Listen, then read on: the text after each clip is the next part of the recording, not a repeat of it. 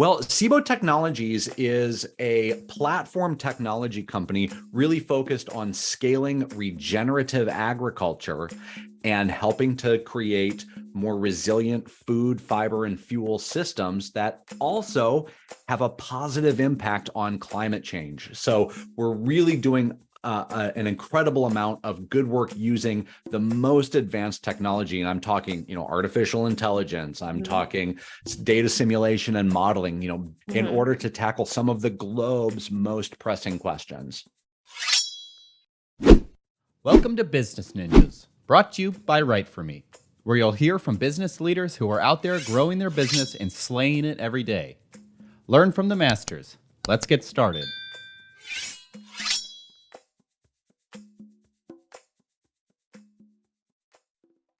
Hey everybody, welcome back for another episode of Business Ninjas. I'm here today with Billy Cripe. He's the Vice President of Marketing at CIBO Technologies. Billy, welcome to the show. Thanks a bunch. I'm really glad to be here. Yeah, excited to have you. So Billy, why don't you start and tell me a little bit about yourself? Well, I am like you said, the Vice President of Marketing at CIBO Technologies. I came into CIBO as a technologist and a technology marketer. I've spent the bulk of my career in B2B SaaS technology startups. And that is really what my passion is creating, telling the story and creating opportunities for growth and for business and awareness, really in that cutting edge startup disruptive technology space. And CIBO really fit that bill. It's got just an incredible team of the smartest people I've ever had the privilege of working with. And I was really fortunate to have some strong personal connections with the company that brought me in, that brought me in here. So it's been a real privilege. Love to hear it. Love to hear it. Sounds like you've had, a great journey, that you're excited to be at CIBO. Tell me more about CIBO. Well, CIBO Technologies is a platform technology company really focused on scaling regenerative agriculture and helping to create more resilient food, fiber, and fuel systems that also have a positive impact on climate change. So we're really doing an incredible amount of good work using the most advanced technology. And I'm talking, artificial intelligence. I'm talking data simulation and modeling, big machine learning compute power here in order to tackle some of the globe's most pressing questions. Interesting. So talking about, I think I heard food, fuel, and fiber, 3 Fs. Talk to me a little bit more about what that looks like. Sure. Well, in the world of farming, you've got the big crops, especially here in North America, are the food crops, and there we're talking corn, soybeans, wheat. The big large acre row crops that are going on. In the feed sector of the economy, you've got basically the food that our food eats. So again, that happens to be a lot of the same sort of things: a lot of corn, a lot of soybeans, a lot of all of the other kind of non-edible to humans parts of the plants, the silage and the stalks and things like that can then be repurposed for animal feed in other sectors of the economy. Then on the fuel side of things, again, we come back to corn and soy and some of these big large acre row crops, and you talk about sustainable jet aviation fuels. You talk about ethanol, and when we talk about renewable fuels that come from agricultural products, we're talking about anywhere from a third to 30% to 40% of the row crop that's grown in the United States going into that fuel supply chain to create those additives. Well, when you look at all of the food, the fuel, the feed, and then you can also add fiber to that, but that gets into cotton and textiles and things like that. Another F, right? Being a marketer, we love our alliterations. You look at the vast amount of acreage for farming in the United States, not counting ranching and animal farming. It really falls into those 4 F categories.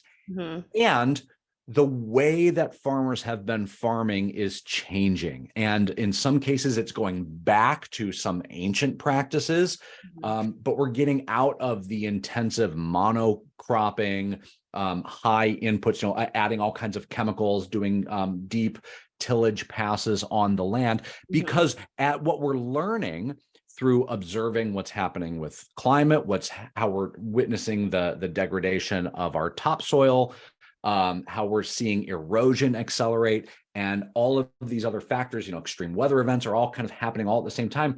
And people who are very, very smart and very, very concerned about this have been watching these trends for a long time and going, hey, what if we changed how we were doing that? And what if we start introducing, and in many cases, reintroducing some of these, what we call now regenerative or sustainable agriculture practices? That means things like maybe not doing tillage or doing less tillage, instead of tilling up the ground and really, creating dry, dusty farm fields, keeping a layer of cover crops on there, and then planting our cash crops directly into that cover crop layer. That has an enormous amount of benefits. It reduces erosion, right? You've got plants there that keep the soil in place with their root structure. That also creates a green fertilizer for the cash crop. It's a different way of farming than was prevalent in the, really in the 1900s. It's coming back into style, and it has incredible benefits for capturing carbon and drawing down more carbon out of the atmosphere, reducing the emissions associated with doing the farming. And it actually increases, scientifically proven to increase the yields on those farms. And at the end of the day, a farmer's job is to farm in order to feed us and to feed our food. So it sounds like the platform is able to allow farmers to do what they do best, farm, obviously good at other things, but also it allows, CIBO to take, that the new technology, to leverage technology to, like you said before, mitigate emissions, talk about working to, like you said, remove carbon from the atmosphere, mitigate climate change. That's what I was trying to say. And then, just talking about securing the food system too, it sounds like. Yes, exactly. So with the desire to do regenerative agriculture, but not to put farmers in a position where they're betting the farm on some new practices, or some new farming management techniques. What the CIBO Technologies platform does, we call it CIBO Impact. What the CIBO Impact platform does is it connects farmers and the acres that they farm with programs that are funded and sponsored by organizations that have maybe they've made climate commitments, they've made carbon commitments, maybe they've made net zero commitments, and they have those farms in their supply chain somewhere. And so a food company may be willing to pay extra for a certified, proven, low carbon intensity corn or soy or grain of some sort. They may say, hey, we want to create an incentive for the farmers who supply us to adopt these regenerative agriculture practices. And now we need to sign those farmers up. And we need a method of being able to prove that they did what they promised to, without us having to send armies of interns out in emissions polluting trucks out to visit the fields. We have to be able to do it at scale. And that's what the CIBO Impact platform really does. It connects farmers and acres with organizations who are funding programs, and it connects them together in the programs to enroll those farmers and those acres in those programs, to watch from space and to use data modeling and simulation to actually quantify what's going on below the ground. And then once that is certified by our platform, then those growers get paid through that incentive program. And we help to say, yep, this farmer is entitled to that incentive because we can prove that they did that regenerative practice. And these programs are all over the place. They're funded by big food companies, big feed companies, big fuel companies, big fiber companies, and governments as well. And so farmers finding those programs, and sometimes it's not just farmers, it's more often the case, the crop consultants, the agronomists, the cooperatives, the trusted advisors who advise the farmers to do what they do. Because again, the farmer's job is to be out there in the field, farming and growing and creating the food that we need. Yeah. And, I think you answered an important question that I was going to ask, is talking about, what really differentiates CIBO Technologies from its competitors. And, when you were like, oh, rather than sending interns out in fuel filled machines to, take away and negate all the work that you're already doing, it sounds like, it's a conscious effort to build at scale the regenerative agriculture, and really working to connect those two businesses together so that, the farmers are able to farm, and, it goes both ways. Am I hearing that right? Exactly right. The key differentiator here is scale. Yeah. Because, you can go out, put boots on dirt and walk a field and, see exactly what's going on there. And you get very detailed information, but it's not very efficient. You can't visit that many farms and farm fields over the course of a day. But with satellites, you can see the entire Earth over the course of a couple hours, and you can see how things are changing, over days. And getting that satellite information is easy, from because the satellites already exist up there. Interpreting that satellite data, that's where some of the CIBO, intellectual property comes in. That's where some of the computer vision capabilities that we've invented come into play. So we can identify and then verify what's going on at the ground level, really actually at a 10 by 10 meter level, what's happening. And that means everything from identifying what's been planted, when it's been planted, how it's been irrigated, how well is it progressing throughout the season? Has it emerged out of the ground yet from a seed? How is it progressing? Is it ready to harvest? Has it been harvested? All of those factors certainly, come down to things like, or contribute to things like how many tractor passes of that diesel tractor are happening. By counting those up, we can identify how much emissions are being put out into the atmosphere. And if we can reduce that and identify farmers who are making the decisions to reduce that, that all contributes towards reducing greenhouse gas emissions. And by keeping the plants on the soil, by keeping the soil covered, by using by reducing nitrogen and other fertilizer applications and things, that helps to create an environment where more carbon dioxide and carbon dioxide equivalent is stored in and under the soil to be sequestered. That means it's coming down out of the atmosphere where we don't want it and being stored in a safe space for a long time. And that's really critical when we talk about combating climate change. Yeah, interesting. And that brings me to my next question. You mentioned before utilizing AI, utilizing these advanced technologies. Talk to me a little bit about how the company has grown over the years, because it sounds like you're adapting to the current technologies to make, the regenerative agriculture, industry more beneficial to the farmers. Am I hearing that right? Sure. There's AI's all in the news these days, especially with things like Chat GPT and some of the the large linguistic networks that are out there. While we love the fact that AI is being talked about more and more, a lot of the machine learning and artificial intelligence, we use what's called a convolutional neural network here to do our AI-based computer vision or understanding and interpreting what the satellite pictures say.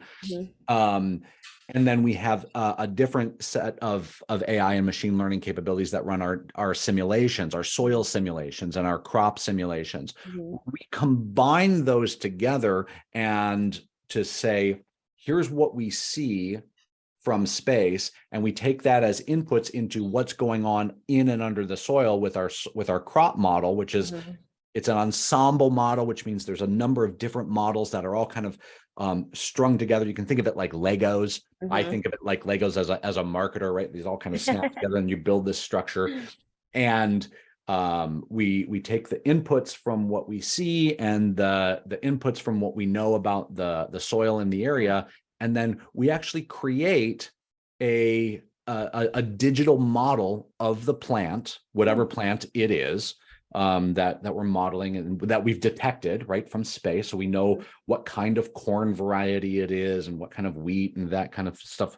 And we create a digital model of that plant and watch it grow, given the weather data that's coming in every day, given the practice data that we've detected, meaning what kind of tillage do they have, what kind of fertilizers are they applying, and what kind of soil is right there. We know about all the soil, at least across the United States right now. And so then from that, we can determine how is that crop growing, that single plant. And then we multiply that plant and vary those inputs across the entire geography or topology of a particular farm field, and then multiply that across all the fields in a farm or in a county, across all the farms in a supply shed, across all the counties in a state, the states in the United States. There you go. Now you just scale it up and up and up worldwide.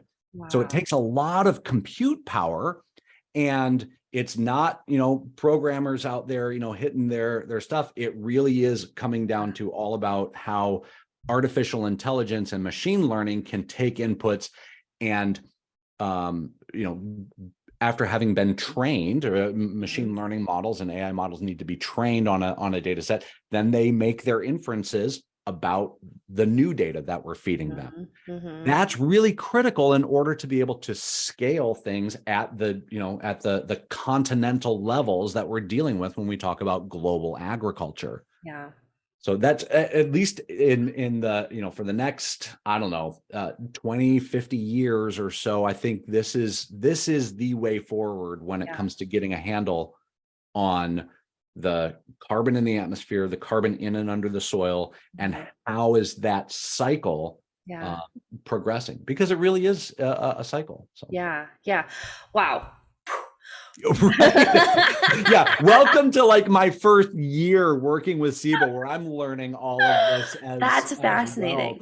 Well. Back then we've got so many smart people here at CIBO. I mean, I'm talking, data science PhDs, doctors of satellite-based computer vision, crop scientists, soil scientists. We've got PhDs coming out of our ears at CIBO, and it is really, they're the most beautiful, humble, from a marketer's standpoint, they take extra time to explain things that are just obvious to them, to us. And that helps us as marketers bring our message out into the world and help the rest of people who don't have a PhD understand the significance and the power of what we're able to accomplish here at CIBO. It's really a fantastic place to work. You really are reading my mind, because I'm thinking to myself, I'm like, and then I'm thinking, talk to me about the marketing, because I imagine for the marketing, a lot of what you must do must be explaining that machine learning and explaining why, telling the story of why people, need to work with CIBO Technologies. Am I right in that? Yeah, you really are. There's a lot of translation that happens.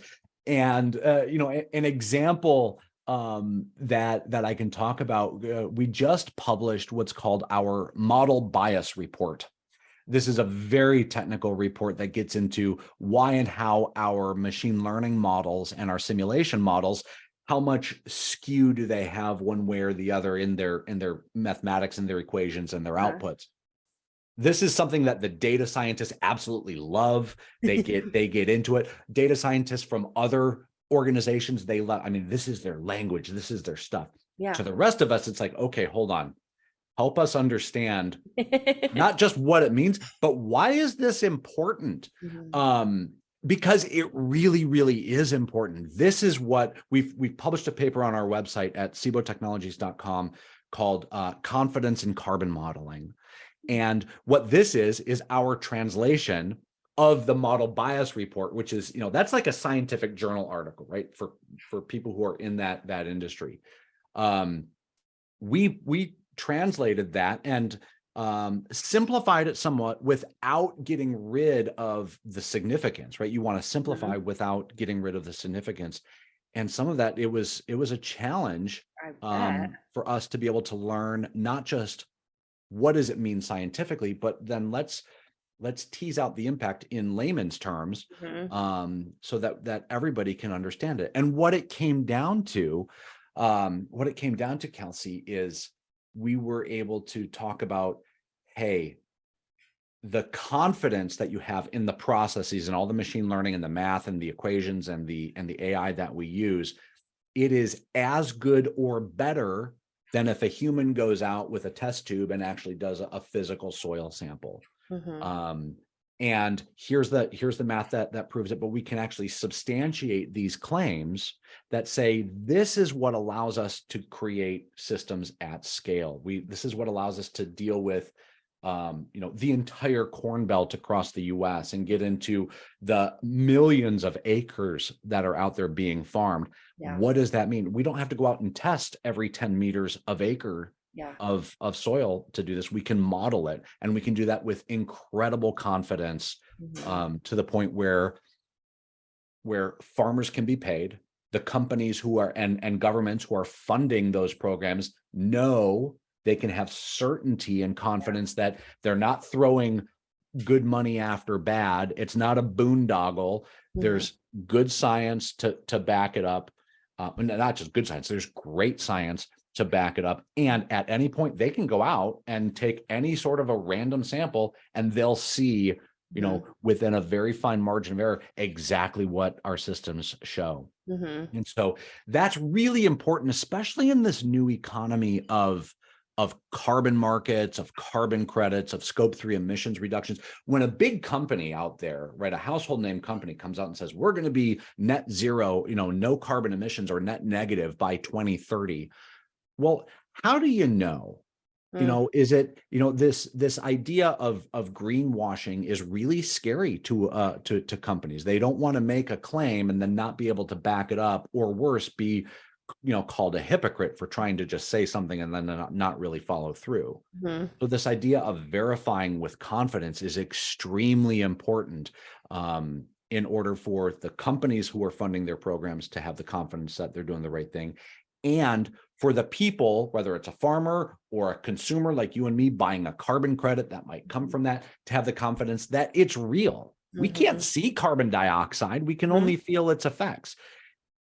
How do you know it's actually there under the soil? Well, we have to test it, we have to model it, and then you have to believe in that it's really there, and that has to be consistently proven. And that's really the story that we need to be bringing out as marketers. How do you trust that? Why do you trust that? Why is that important? And so it's a combination of, yes, it's science, but don't just have blind faith in the scientists. Here's why. Here's every step. It's, back in school in math class, it's show your work. We're showing our work at every step along the way. And at every step along the way, if somebody wants to go deeper, it's, you allow them to go deeper, but you don't necessarily start with that, with all of the details on top, right? So you don't want to overwhelm people. Wow. Billy, it sounds like there's a lot more that goes into the marketing, than just the education. Like you said, there's a lot of different dynamics, and it sounds like, you guys are producing content pretty regularly based on kind of what I just heard from you. That's true. Content and really educating the market is really, really important. In any company or organization that's focused on their emissions or their carbon footprint, there's probably, a handful of people, maybe one or two, maybe a few more, who are really into it, who really know everything that there is to know about that area.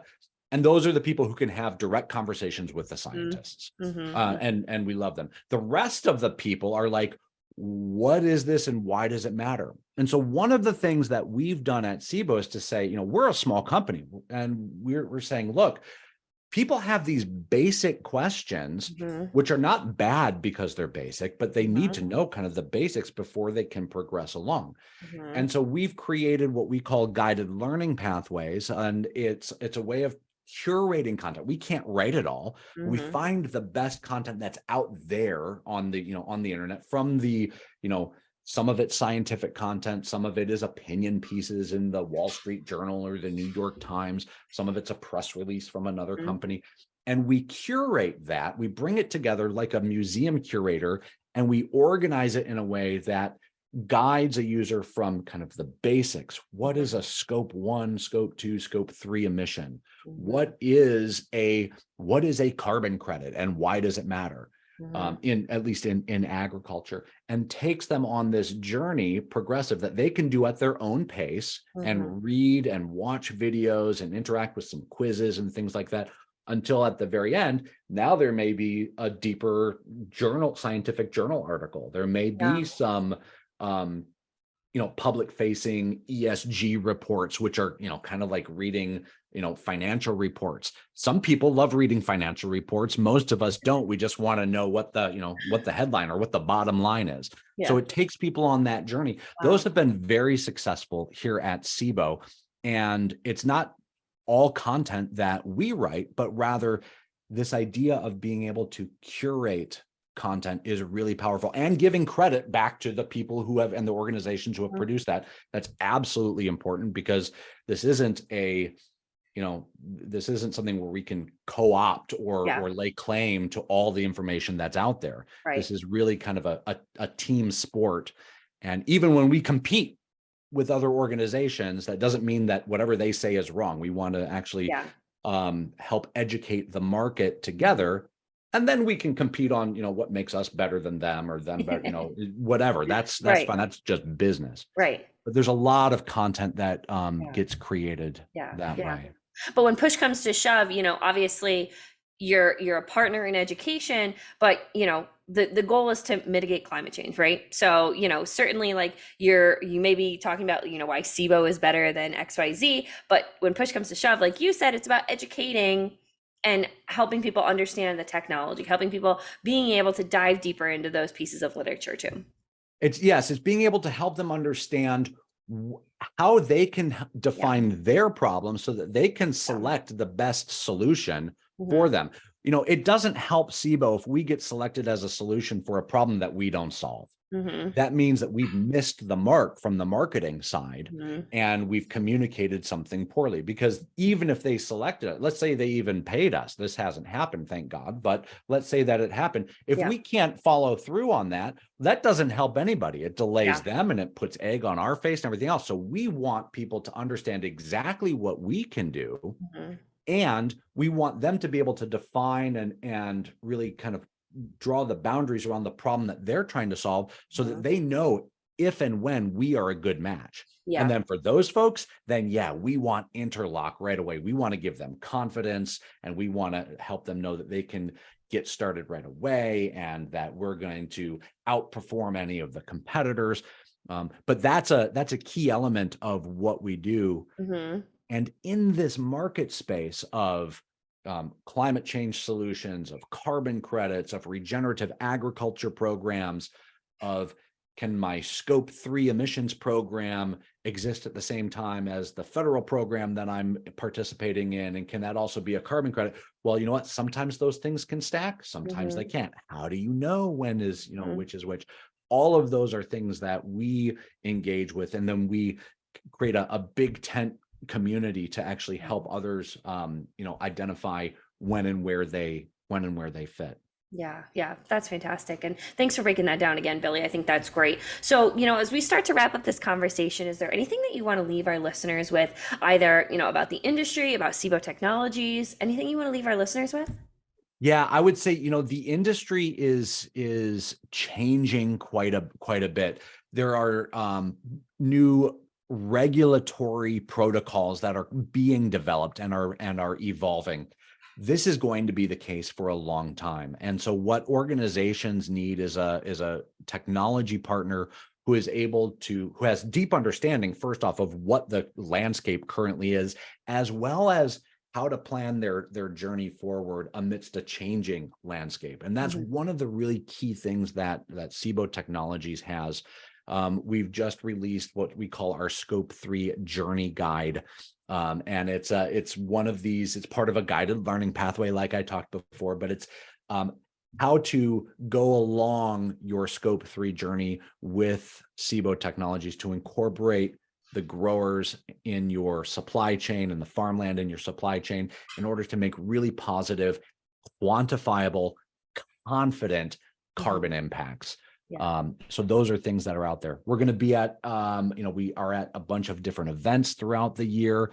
I don't know exactly when this will air, but we're always doing events and webinars. So we really, really love it when people are engaging with us and asking us questions, and start with reading the content over at CIBOTechnologies.com. Love it. Love it. CIBOTechnologies.com. Well, Billy, this has been a great conversation. I appreciate you breaking down the technology behind CIBO Technologies, and really just a great conversation. I appreciate you being on Business Ninjas today. Kelsey, it was a really big treat. I really appreciate it. Thank you. Great to have you.